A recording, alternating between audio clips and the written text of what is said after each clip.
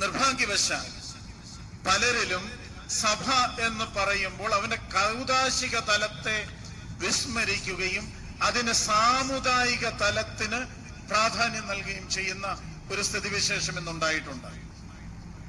ഒരു പരിധി വരെ നമ്മുടെ സഭയുടെ കേസുകളും അതുമായി ബന്ധപ്പെട്ട് നടക്കുന്ന വാഗ്വാദങ്ങളും അതുപോലെ തന്നെ പ്രതിഷേധങ്ങളുമൊക്കെ സഭ സാമുദായിക തലത്തിലേക്ക് മാത്രമായി ലിമിറ്റ് ചെയ്യപ്പെടുവാനായിട്ടുള്ള ഒരു പ്രവണത സൃഷ്ടിച്ചിട്ടുണ്ട്.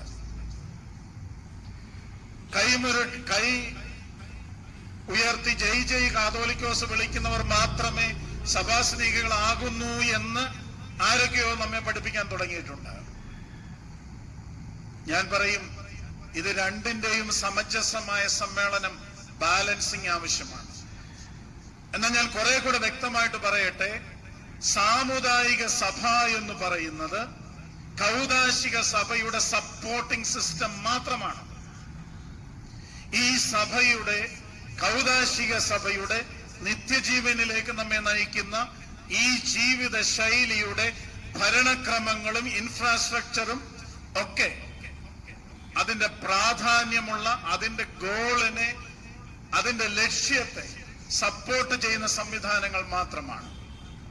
അതല്ലാതെ ഭരണഘടനയും കെട്ടിടങ്ങളും മറ്റ് സംവിധാനങ്ങളും മാത്രമാണ് സഭ എന്ന് ചിന്തിക്കുന്ന തലത്തിൽ നിന്ന് നാം മാറണം.